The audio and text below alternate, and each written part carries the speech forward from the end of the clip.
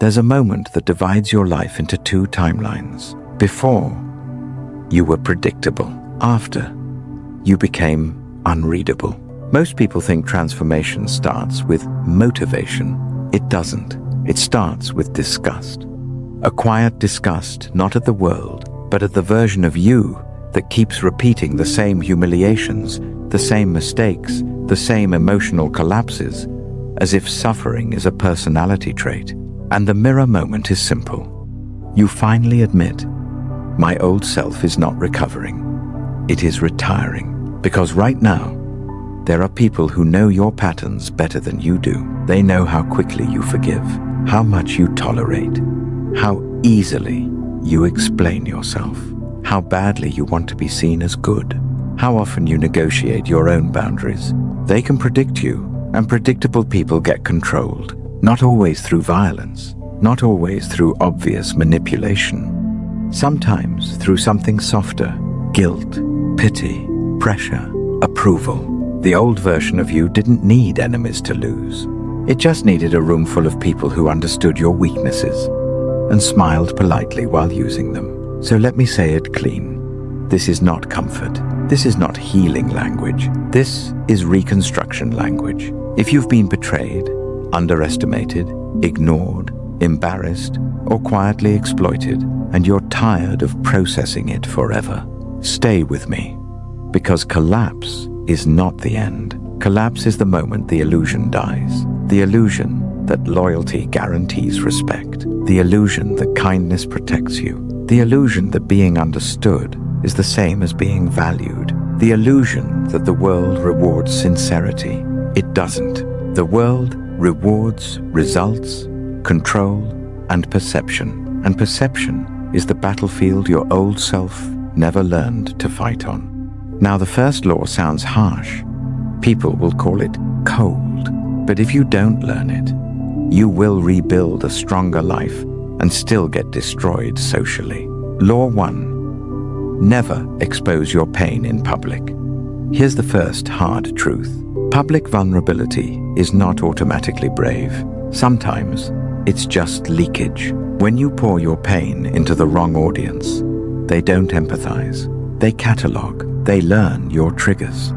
They learn your blind spots. They learn your soft spots. And one day, maybe not today, maybe not tomorrow, they use that information, not always directly, sometimes as jokes, sometimes as concern, sometimes as subtle disrespect that keeps you small. So process pain privately, with precision, journal it, dissect it, extract the lesson, then close the file. A strategist doesn't deny pain.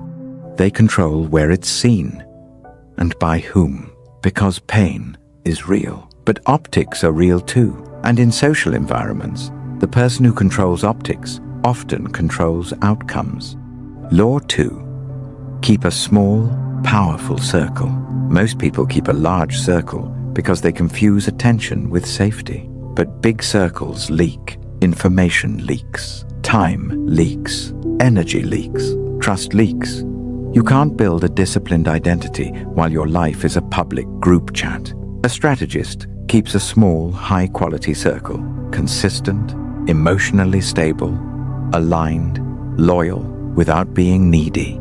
If someone cannot celebrate your progress without envy, if they punish your boundaries with guilt, if they only appear when they need something, they don't belong close. The smaller your circle, the cleaner your mind becomes. And when your mind is clean, decisions become faster. This isn't isolation. It's quality control. Law 3.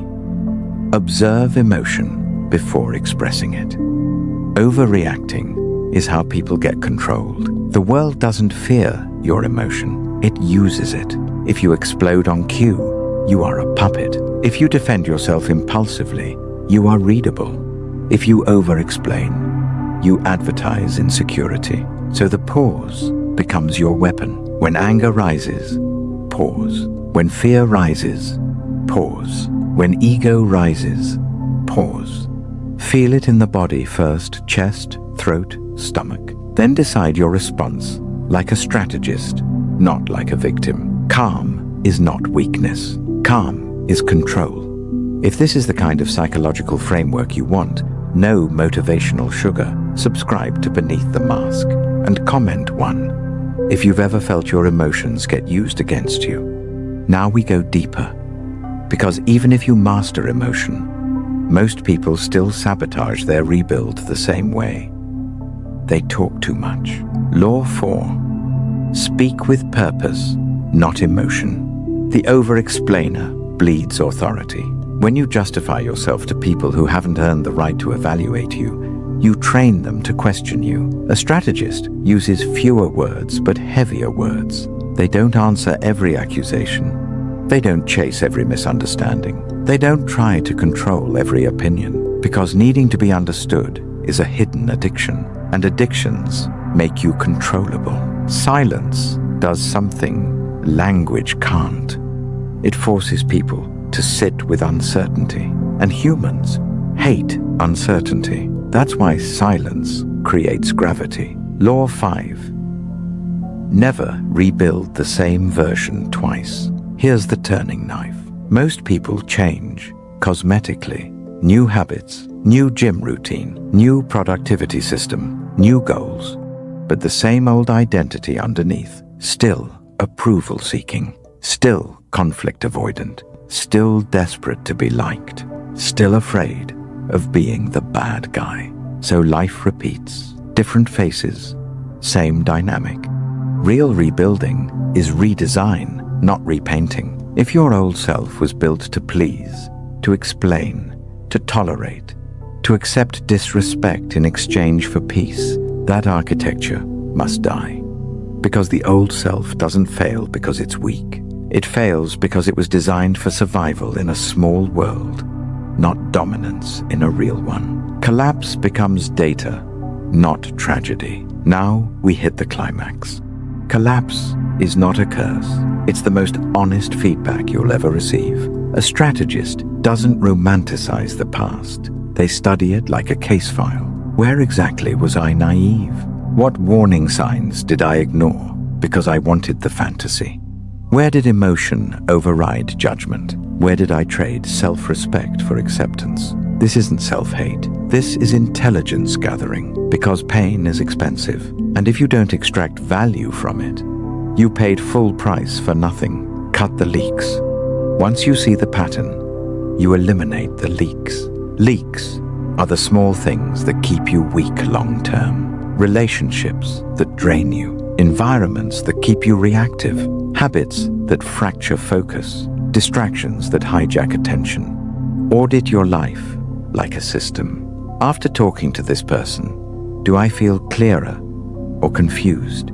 Do I feel stronger or smaller? Do I leave with energy or emptiness? Then cut, quietly, cleanly. No drama, because dramatic exits are still attachment.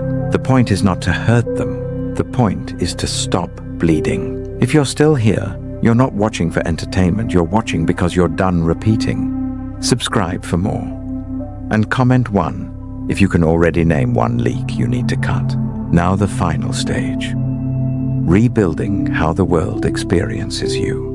Not by faking, by embodying. Firewall. Decide what gets access. When you start changing, people will test you. Some consciously because they benefited from your old weakness. Some unconsciously because your growth threatens their comfort. They'll provoke you. They'll poke old wounds. They'll bait you into over-explaining. They'll question your new boundaries. So you need a firewall, not arrogance, selectivity. Decide in advance. Provocations designed to steal emotional reactions.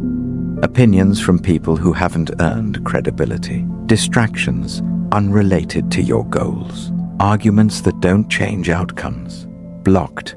A strategist isn't available to everything. Availability is not virtue, it's vulnerability. Rebuild your image through embodiment. The world responds to perception. Two people can improve internally, but the one who understands perception gets treated differently. So don't announce your transformation. Don't give speeches. Don't explain your new mindset. Don't beg people to believe you changed. show it. Show up calmer. Speak less. Make decisions faster. Hold boundaries without guilt. Stop apologizing for existing. Let results speak before you do. Your new identity should be felt before it's understood. That's how respect forms in real life. Consistency, emotional control, standards, outcomes, the return. And here's the final warning. The new you will feel lonely at first because you're no longer performing for approval. You're no longer feeding noise. You're no longer leaking everything for connection. But that loneliness is temporary. It's the withdrawal period from your old identity. And once you pass it, you realize something. You didn't lose people. You lost parasites. Now your life becomes simpler, not easier, simpler. You stop negotiating with disrespect. You stop debating with chaos. You stop begging to be understood by people who profit from misunderstanding you. And the final image is this. The old you stood in rooms asking, "Do you see me?" The new you walks in and thinks, "Watch what I do."